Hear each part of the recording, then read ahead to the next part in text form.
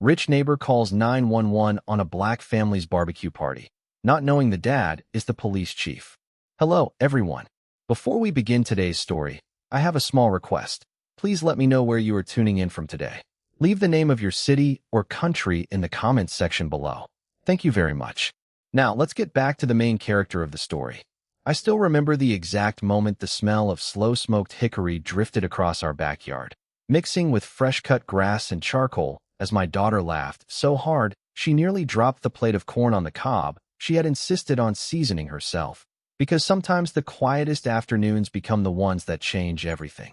My name is Daniel Brooks, and if you had driven past our house that Saturday afternoon, you would have seen nothing more than an ordinary American family enjoying a backyard barbecue. My wife, Angela, was arranging potato salad and baked beans on the patio table while our 12-year-old daughter Emily chased our golden retriever through the yard with a red, white, and blue frisbee. My brother had just finished arguing that Kansas City barbecue was still better than anything Texas could offer, and everyone laughed because we had heard him make that same claim every summer for nearly 10 years. The speakers on the deck played classic soul music quietly enough that we could still hear birds in the trees and neighbors mowing their lawns a few houses away. It was peaceful, familiar, and exactly the kind of afternoon I had been looking forward to after one of the busiest weeks of my career. I wore an old navy t-shirt, faded jeans, and a pair of sneakers that probably should have been replaced months earlier. There was nothing about me that suggested authority. No badge, no uniform, no official vehicle parked in the driveway. That had been intentional. When I was home with my family, I wanted to be a husband who worried about burning ribs instead of reports, a father who flipped burgers instead of reviewing paperwork, and just another neighbor grateful for a rare weekend without interruptions. I had just brushed another layer of homemade barbecue sauce over a rack of ribs when I noticed movement across the fence. Standing perfectly still with her arms folded was our neighbor, Victoria Whitmore. She wasn't smiling. She rarely smiled when she looked toward our property. Her perfectly pressed white blouse somehow looked untouched by the July heat, and oversized sunglasses hid most of her face, but they couldn't hide the expression that had become familiar over the past several months. She looked at our family the way someone studies a problem they believe should not exist. At first, I pretended not to notice.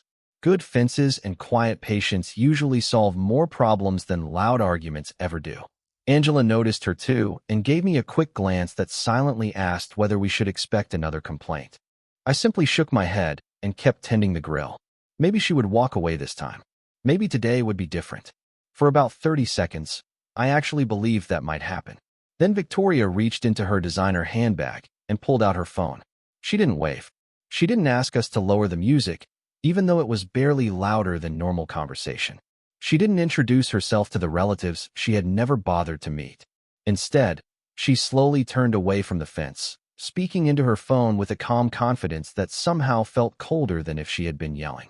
I couldn't hear every word from where I stood beside the smoker, but I clearly caught two phrases floating through the warm afternoon air. Large disturbance, she said.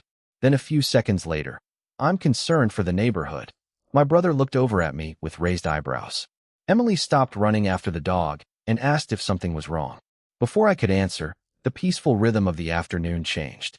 Somewhere in the distance, faint at first but growing steadily louder, came the unmistakable sound of approaching sirens. One became two, then three. The laughter faded. Conversation stopped. Even the dog froze near the fence with his ears standing upright. Every head in our backyard slowly turned toward the street as flashing red and blue lights reflected against parked cars and front windows. Victoria lowered her phone, adjusted her sunglasses, and smiled for the very first time that afternoon, completely convinced she had just proven who really held the power on our street. What she didn't know was that the man she believed she was about to embarrass had spent his entire career making sure the law belonged equally to everyone, including the people who thought they could use it as a weapon. The sirens grew louder until 3 patrol vehicles rolled to a controlled stop along the curb in front of our house, their emergency lights washing blue and red across the neatly trimmed lawns without creating the chaos Victoria had clearly expected. Officer Ryan Collins stepped out first, followed by 2 younger officers who immediately scanned the area with calm, practiced eyes instead of rushing toward anyone. I noticed the same thing I had spent years teaching every new officer in the department. They observed before they assumed. They listened before they acted. I quietly set the barbecue tongs on a side table and wiped my hands on a kitchen towel while Angela gently guided Emily closer to her side. There was no panic in our yard, only confusion. My relatives stopped talking and watched silently as the officers approached the gate. The music was still playing softly from the deck speakers, and somewhere behind us the smoker released another slow cloud of fragrant hickory smoke into the warm afternoon air. It struck me how ordinary everything still looked despite the flashing lights parked only a few yards away. Officer Collins greeted us with a professional nod. "Good afternoon, everyone. We received a report about a disturbance and wanted to make sure everything is all right." His voice remained even, respectful, and completely free of accusation. Before I could answer, Victoria had already crossed the street with remarkable confidence, carrying herself like someone who expected applause for calling in the complaint. "Officer, I am so glad you are here," she announced before anyone else could speak. "This has been going on for hours. The noise is out of control, there are far too many people, and I honestly did not know what else to do." I glanced toward the officers. None of them interrupted her. They simply listened. Years of experience had taught me that people often reveal far more than they intend when they believe they already control the outcome. Collins looked around the yard again. Children were sitting at the picnic table eating watermelon. My uncle was pouring iced tea into paper cups. Angela smiled politely, but said nothing. Nothing about the scene matched the urgency of the dispatch call. "Has anyone threatened you today?" Collins asked Victoria. "Not directly," she replied after a brief pause. "But the situation made me feel uncomfortable." That answer hung in the air for a moment. Feeling uncomfortable and reporting an emergency were not the same thing, and every experienced officer understood the difference. Collins thanked her and turned toward me.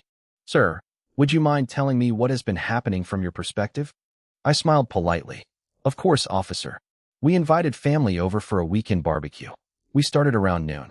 We have kept the music low, stayed on our own property, and have simply been enjoying time together." He nodded while one of the younger officers casually looked around the backyard, noticing the neatly arranged tables, the coolers filled with soft drinks, and children coloring with sidewalk chalk near the patio. Everything reflected exactly what it was, an ordinary family gathering. Victoria folded her arms again, clearly frustrated that the conversation was not moving in the direction she had imagined. "They are leaving out important details," she insisted. "This neighborhood has standards." I had heard that sentence before. Different wording perhaps, but always the same message hidden underneath. Collins remained courteous. "Ma'am, we are gathering information from everyone involved." His answer was simple, professional, and impossible to argue with. I appreciated that more than he realized.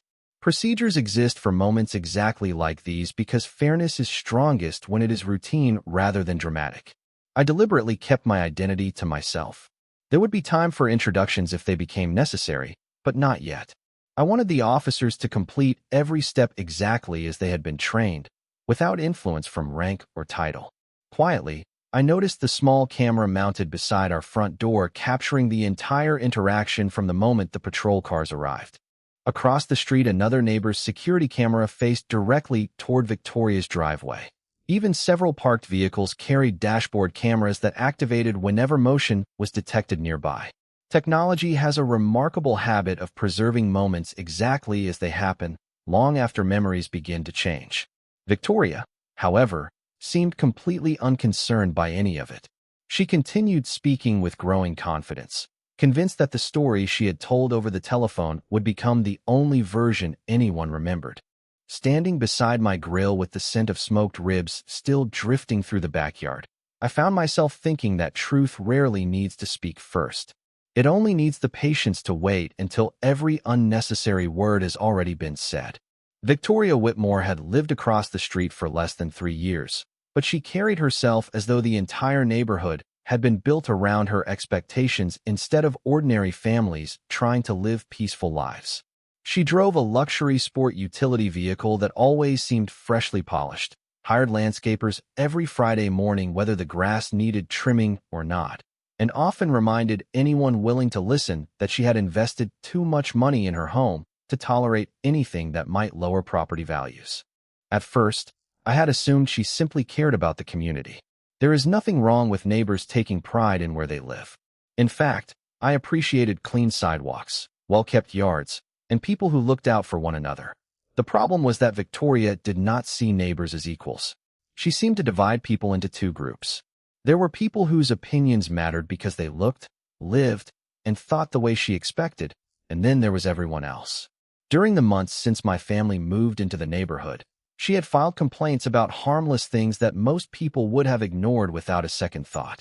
One weekend, she complained that my nephew's portable basketball hoop was visible from the street for 2 days before we rolled it back into the garage. Another time, she insisted that guests had parked legally in front of our own house for too long, even though no city ordinance limited the time. She once questioned whether our holiday decorations were displayed 1 day earlier than the Homeowners Association recommended, despite the fact that the recommendation was completely voluntary.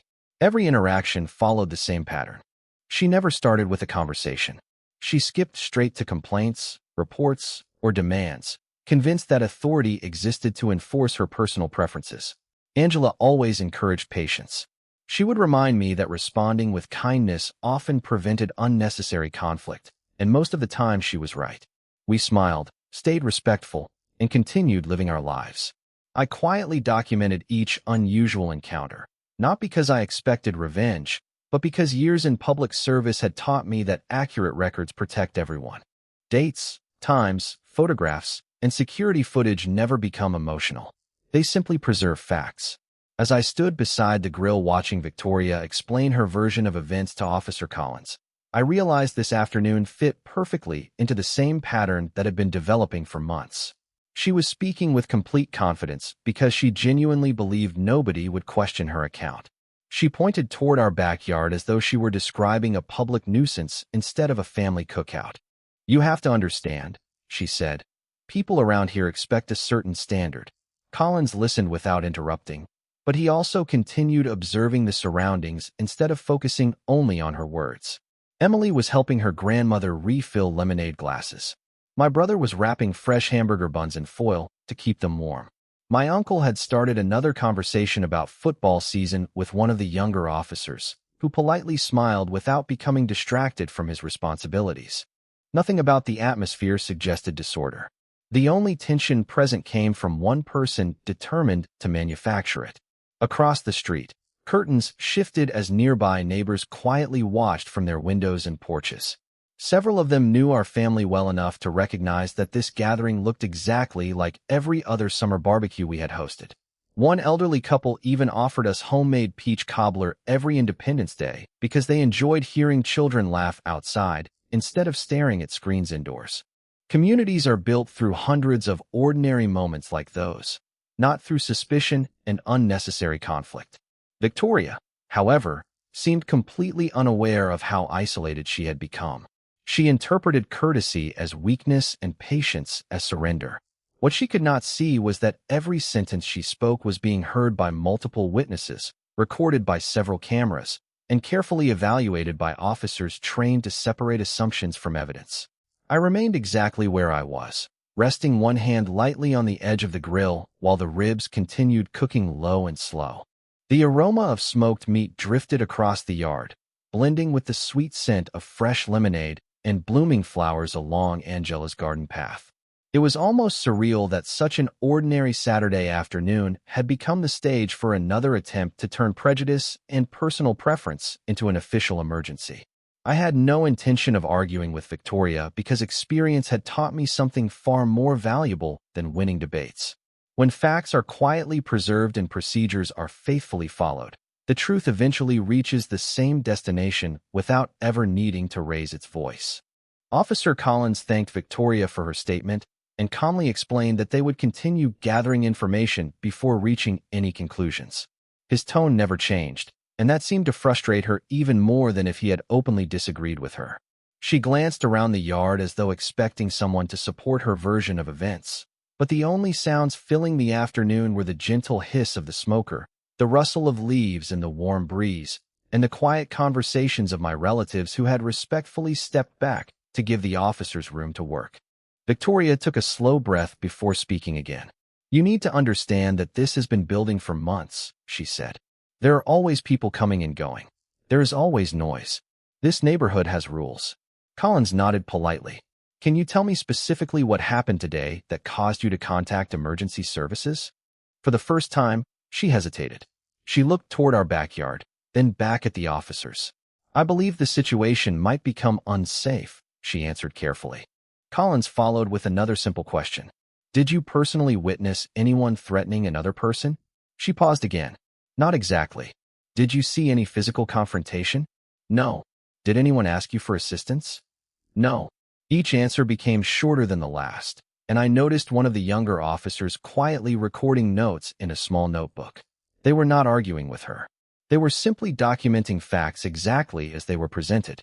Meanwhile, Angela walked over to Emily and gently reminded her to stay close to the family. My daughter looked confused more than frightened.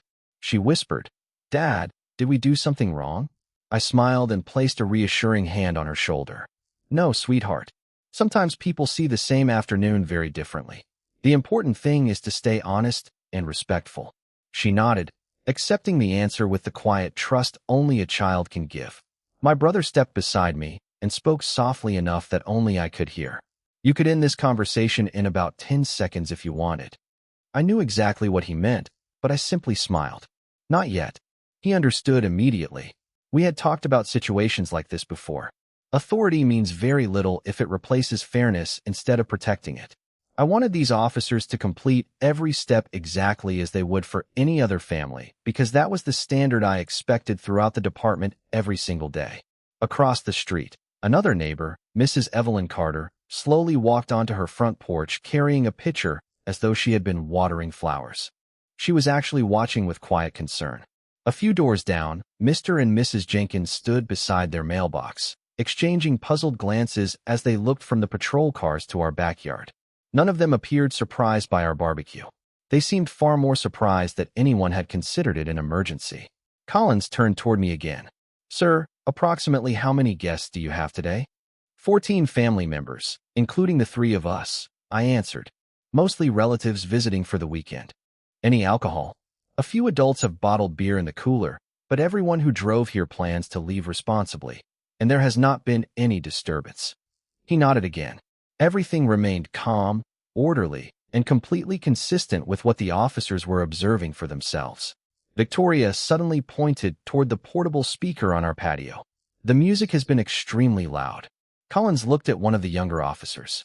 Without saying a word, the officer walked a short distance toward the patio, listened for several moments, then returned. Conversation level, he reported quietly. Victoria folded her arms tighter. Well, maybe they turned it down when they saw the patrol cars. It was a possibility, but not one supported by anything the officers had observed. Facts mattered more than assumptions. As the conversation continued, another detail caught my attention. The dispatcher could still be heard faintly through the patrol vehicle radio, confirming the original call classification that had brought 3 units to our address. I said nothing, but I understood how important that information might become later. Dispatch records, radio traffic, timestamps, security cameras, witness statements, and officer observations all formed pieces of the same puzzle. No single detail decided the truth by itself, but together they created a picture that became increasingly difficult to distort. Victoria still believed confidence alone would carry the day. She had no idea that every passing minute was quietly replacing assumptions with documented facts, and once that process begins, the truth has a remarkable way of standing on its own without ever asking for special treatment. I remained exactly where I was, letting the quiet rhythm of the afternoon continue around me, because I had learned long ago that calm has a way of exposing the difference between facts and assumptions. Angela began handing out paper plates so the younger children would have something else to focus on besides the patrol cars parked outside. Emily looked at me one more time, searching my face for reassurance, and I smiled as naturally as I could. She smiled back and returned to her cousins, trusting that if I was not worried, she did not need to be either. Officer Collins thanked everyone for their patience before speaking with each family member individually. He asked simple questions about when everyone had arrived, whether there had been any arguments, and whether anyone had noticed a problem before the officers appeared. Every answer matched what he could already see. Relatives had arrived shortly after noon. Lunch had been cooking for hours. Children had spent most of the afternoon playing in the backyard. Nobody had left our property except to retrieve something from a vehicle parked legally along the curb. While the conversations continued, I quietly noticed another important detail. The body cameras worn by each officer remained activated. Their dashboard cameras had recorded the approach to our street. The security camera beside my front door had captured everything from Victoria walking toward the fence to the arrival of the patrol vehicles. Across the street, another camera pointed directly toward the sidewalk where she had been standing during her telephone call. None of those devices cared about opinions. They simply preserved moments exactly as they occurred. That was one of the reasons I had always believed good policing depended on documentation rather than assumptions. Collins returned to me after speaking with several relatives. "Sir, would you mind if I ask one additional question?" "Of course," I answered. "Have you had previous disagreements with your neighbor?" I considered the question carefully before responding. "We have had previous complaints, but never arguments. My family has always tried to remain respectful. We simply chose not to escalate disagreements." He nodded thoughtfully. "Has she contacted emergency services before because of your family?" "Not that I know of," I replied honestly. "However, there have been several complaints to the Homeowners Association regarding completely lawful activities." Collins wrote a few notes before thanking me again. Throughout the entire conversation, I deliberately avoided mentioning my profession. My wallet remained in my pocket. My credentials stayed exactly where they belonged. Rank should never become the first answer to a disagreement because once titles enter a conversation, people often stop listening to the facts. I wanted these officers to finish evaluating the situation exactly as they would for anyone else in the city. Victoria, meanwhile, seemed increasingly impatient. She stepped closer to the officers once more and asked, "Are you really telling me nothing is going to happen?" Collins answered with the same professional courtesy he had shown since arriving. "Ma'am, we are still completing our investigation." She frowned. "Investigation? You can see what is happening." Collins glanced around the backyard one more time before replying. "We are looking at everything that is happening."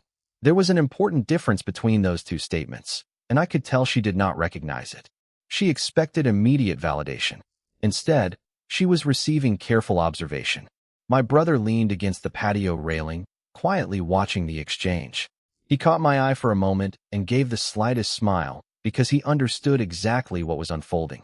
Every additional statement Victoria volunteered created another opportunity for officers to compare her description with what they personally observed. Every passing minute strengthened the factual timeline instead of the emotional one. Then one of the younger officers walked over to Collins and quietly shared information from the patrol vehicle computer. Collins read the screen without changing his expression, thanked the officer, and looked briefly toward me before returning his attention to the conversation. It was only a quick glance, lasting no more than a second, but something about it told me the pieces of the puzzle were beginning to fit together.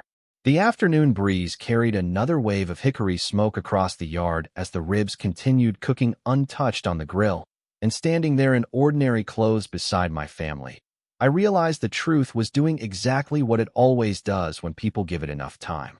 It was revealing itself one documented fact at a time, long before anyone knew who I really was. Officer Collins studied the information on the computer screen for another few seconds before handing the mobile terminal back to the younger officer. His expression remained calm, but I noticed a subtle change that probably escaped everyone else. He looked at me once more, this time a little longer than before, as though a familiar memory had finally connected with the face standing beside the smoker. He took 2 slow steps toward me, stopped a respectful distance away, and spoke quietly enough that only those closest to us could hear. "Sir, may I ask you one more question?" I smiled. "Certainly. Could I please see your identification?" There was nothing unusual about the request. In fact, it was exactly what I would have expected under the circumstances. I reached into my back pocket, removed my wallet, and handed him my driver's license without saying another word. Collins glanced down at it, then looked back at me. For just a fraction of a second, surprise crossed his face before professionalism immediately returned. He opened the identification holder one more time to verify what he was seeing, and I could almost hear the pieces falling into place. The silence that followed lasted only a moment, but it felt much longer. Then, in one smooth motion, Officer Ryan Collins straightened his posture and addressed me with the same respect he had shown throughout the encounter. Only now his words carried a very different meaning. "Good afternoon, Chief Brooks." The entire street seemed to pause. My brother slowly lowered the paper cup he had been holding. Angela closed her eyes for the briefest instant because she knew exactly what had just happened. Emily looked from me to Officer Collins with a puzzled expression before quietly asking, "Dad?" Across the yard, Victoria Whitmore's confident smile disappeared so quickly it was almost startling. She blinked twice, clearly convinced she had misheard him. "Chief," she repeated softly, almost to herself. Collins nodded respectfully toward me before continuing his explanation to the other officers. "This is Chief Daniel Brooks." Neither his voice nor his posture suggested favoritism. It was simply an acknowledgement of identity, no different than recognizing any other member of the department. The younger officers immediately understood who was standing before them. Both greeted me courteously, and I returned the greeting with an equally professional nod. "Thank you, officers," I said. "Please continue exactly as you have been. You have handled this appropriately." Collins answered without hesitation. "Yes, Chief." Those two words carried more weight than any dramatic announcement ever could because they confirmed something far more important than my title. They confirmed that the officers had treated everyone fairly before they knew who I was. That mattered to me more than anything else that afternoon. Victoria stared at me in complete disbelief. "You are the police chief?" she asked. I met her eyes calmly. "Yes, I am. But that has nothing to do with why the officers are here today or how they should handle this situation." She looked back at Collins as though expecting him to apologize or somehow reverse everything that had already taken place. Instead, he remained focused on the investigation. "Ma'am," he said politely, "our responsibility is to determine the facts based on observations, witness statements, and available evidence." His words were measured, respectful, and entirely consistent with department policy. Around us, the atmosphere changed in a way that had nothing to do with authority and everything to do with understanding. The neighbors watching from nearby porches realized that I had never introduced myself as Chief Brooks, never interrupted the officers, never attempted to influence their decisions, and never used my position to gain an advantage. I had simply allowed the process to work. Mrs. Evelyn Carter quietly smiled from across the street before returning to her flowers, while Mr. Jenkins gave me a small nod of respect from beside his mailbox. Angela walked over and gently squeezed my hand without saying a word. She knew why I had stayed silent from the beginning. If fairness only exists after someone discovers your title, then it is not fairness at all. Collins handed my identification back to me with a polite thank you, and I slipped it into my wallet as naturally as if nothing unusual had happened. The aroma of slow-smoked ribs still drifted through the backyard. Children were once again beginning to laugh softly near the picnic table, and the summer breeze carried away the last traces of tension that had settled over the neighborhood. The biggest surprise of the afternoon was not that I happened to be the police chief. It was that the truth had already become obvious long before anyone knew who I was, and now every documented fact pointed toward exactly the same conclusion. For a few quiet seconds, nobody seemed interested in speaking. The only sounds were the gentle crackle of charcoal beneath the smoker, the distant chirping of birds somewhere beyond the trees, and the soft clink of ice settling inside a cooler near the patio table. Officer Collins finally broke the silence by looking first at me and then toward Victoria. "Chief, with your permission, we would like to complete the incident according to standard procedure." I nodded immediately. "That is exactly what you should do, officer. Please treat this call the same way you would treat any other. Follow the facts wherever they lead." He gave a respectful nod before turning back to Victoria with the same calm professionalism he had displayed since arriving. "Ma'am, we need to clarify a few details regarding the information provided during the emergency call." Her confidence had faded noticeably, but she quickly tried to recover. "I was only trying to protect the neighborhood," she said. Collins answered politely. "We understand that public safety is important. That is why we also have a responsibility to verify whether the reported emergency matched the conditions officers encountered on scene." One of the younger officers quietly opened the call record on the patrol vehicle computer while another confirmed the dispatch timeline. Every event now had a timestamp. The emergency call, the dispatch, the officers arriving. their observations upon arrival, their conversations with witnesses, the body camera recordings, the dashboard cameras, the security cameras facing the street. Every piece of information fit into a single chronological record that did not depend on anyone's memory alone. Victoria shifted her weight uneasily as Collins continued. The initial report described an active disturbance involving concerns for public safety. At this location, we observed a family gathering. No physical confrontation, no threats, no property damage, and no indication that anyone required emergency assistance. His words were measured, factual, and entirely free of accusation.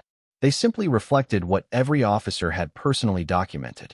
I remained silent because this was no longer my conversation. It belonged to the officers and to the procedures they had been trained to follow. Angela quietly resumed arranging plates on the picnic table while several relatives slowly returned to their seats. Emily asked if she could give everyone another glass of lemonade, and Angela smiled. That sounds like a wonderful idea. Life was beginning to move naturally again because the uncertainty had largely disappeared. Across the street, Mrs. Carter offered a small wave toward Angela before returning to her flower bed, and the Jenkins family stepped back onto their porch, satisfied that the situation had never been dangerous in the first place. Collins asked one final question. "Ma'am, is there any additional information that you believe officers should consider?" Victoria hesitated for several long seconds before answering quietly, "No." The younger officer completed his notes and confirmed that witness statements from several neighbors consistently described the afternoon as peaceful. Another officer documented that the music volume remained consistent with ordinary residential activity throughout the contact. Even the security footage available from neighboring homes appeared consistent with the officer's observations. Piece by piece, assumption gave way to documentation. Collins thanked everyone present for their cooperation before addressing me once more. "Chief, I appreciate that you allowed us to complete the investigation before identifying yourself." I smiled. "That is how public trust is built, officer. People should know they will receive the same fairness regardless of who is standing in the yard." He nodded thoughtfully, and I could see the lesson settling in more deeply than any classroom lecture ever could. Victoria lowered her eyes toward the sidewalk, no longer speaking with the certainty she had displayed only minutes earlier. The situation had changed without raised voices, without dramatic confrontations, and without anyone trying to overpower someone else. Instead, it had changed because careful observation, accurate documentation, respectful questions, and patient professionalism gradually revealed exactly what had happened. Standing beside the smoker as another ribbon of hickory-scented smoke drifted into the warm summer air, I was reminded once again that genuine authority does not come from a title, a badge, or the ability to command attention. It comes from respecting the process even when the outcome is uncertain, because when every fact is honestly collected and every person is treated with dignity, the truth eventually becomes the strongest voice in the entire conversation.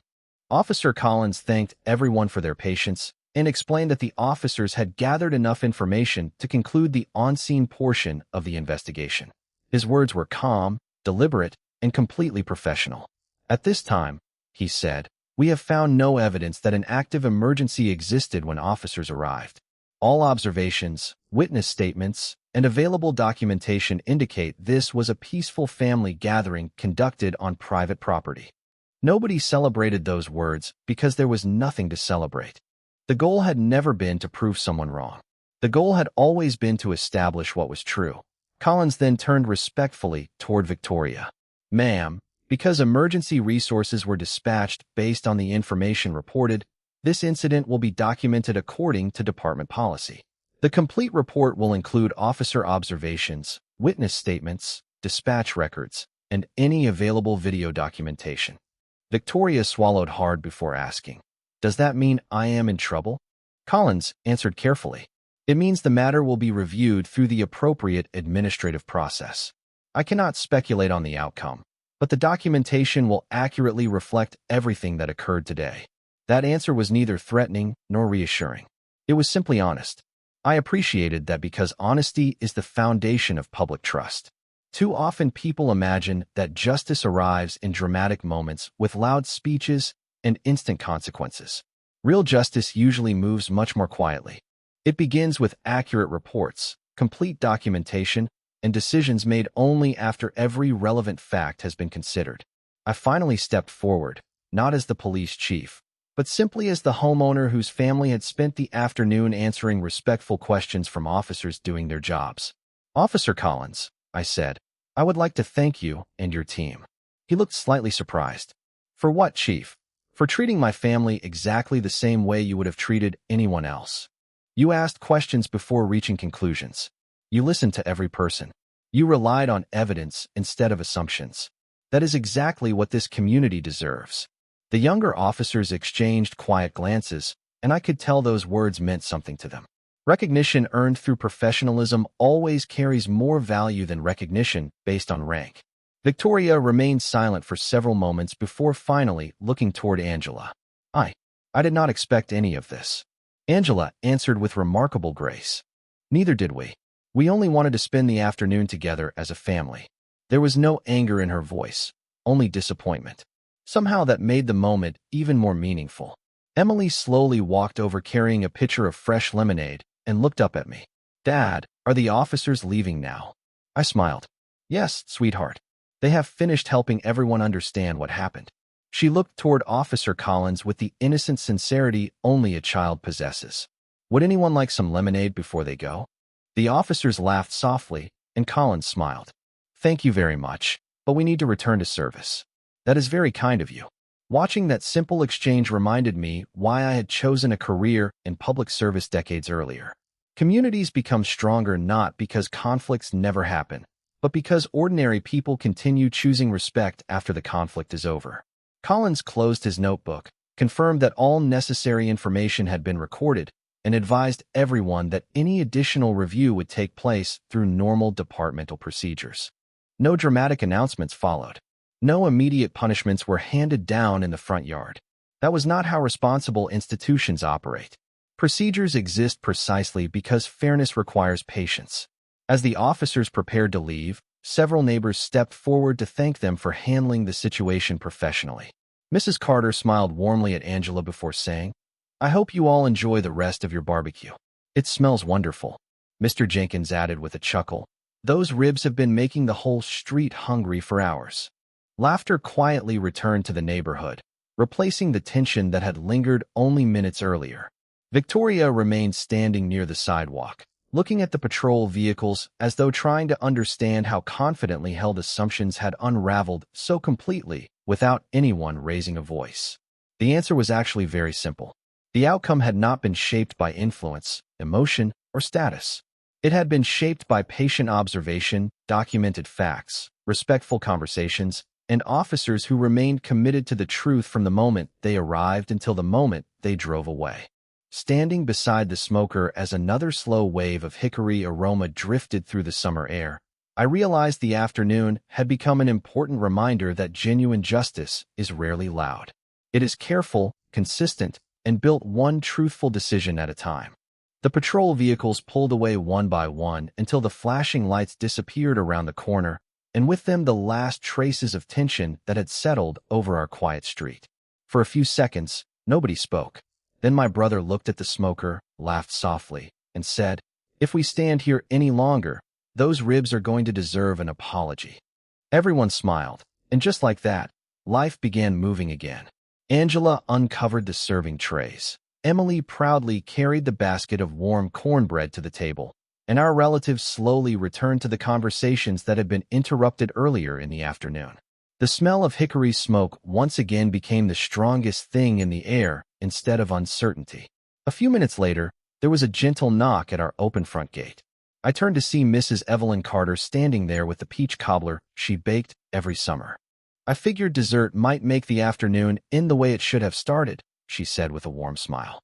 Not long after that, Mr. and Mrs. Jenkins walked over carrying homemade iced tea, insisting that no family barbecue should end without neighbors sharing a meal together.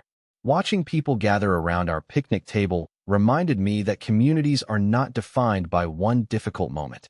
They are defined by how ordinary people choose to respond afterward. Surprisingly, another figure slowly approached the gate. Victoria Whitmore stood there quietly, no designer sunglasses this time, no crossed arms, and no confident speeches. She looked uncertain in a way I had never seen before. Angela looked toward me, silently asking whether I wanted to speak with her. I nodded.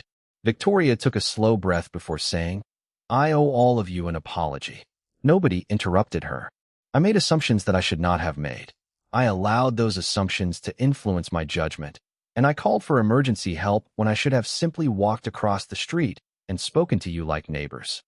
She looked directly at Emily before adding, "I am especially sorry that I frightened your family." Emily glanced at me. I gave her a reassuring smile, and she quietly replied, "Thank you." Sometimes children understand forgiveness better than adults ever do. Victoria then looked at me. "I did not know who you were." I smiled gently. "The truth is, that should never have mattered." She lowered her eyes for a moment before nodding. "You are right. There was nothing dramatic about the conversation. No angry speeches. No humiliation. Just an honest acknowledgement that assumptions had created a problem which simple respect could have prevented." During the following week, the department completed its normal review of the incident using dispatch records, officer reports, body camera footage, and available neighborhood security recordings. The review followed the same procedures used for every similar case because fairness depends on consistency, not on personalities. Appropriate administrative steps were taken based on the documented facts, and the matter was resolved through the established process. I deliberately stayed outside those decisions because my responsibility as chief was to protect the integrity of the process, not to influence it. Several days later, I attended our monthly community meeting, not as the police chief giving a speech, but as another homeowner sitting among neighbors. We talked about traffic safety, neighborhood watch volunteers, and organizing a fall food drive for local families. To my surprise, Victoria volunteered to help coordinate donations. It did not erase what had happened, but it showed something important. People can choose to grow after making mistakes if they are willing to confront the truth honestly. As the meeting ended, Officer Collins happened to stop by to deliver a routine community safety presentation. Before leaving, he quietly shook my hand and said, "Chief, I learned more that afternoon than I could have learned during a week in the academy." I smiled and answered, "Remember the lesson. A badge earns respect only when the person wearing it respects the process first." Months have passed since that Saturday, and every summer when I light the smoker, Emily still jokes that the ribs are famous enough to attract the entire neighborhood. She is probably right. Now, however, it is not unusual to see neighbors bringing side dishes, folding chairs, and homemade desserts without waiting for an invitation. The same backyard that briefly became the center of misunderstanding has become a place where conversations begin before assumptions ever have the chance to grow. Looking back, I do not remember that afternoon because I happened to be the police chief. I remember it because it reminded me of something I have believed throughout my entire career. Real justice is never about proving that one person has more power than another.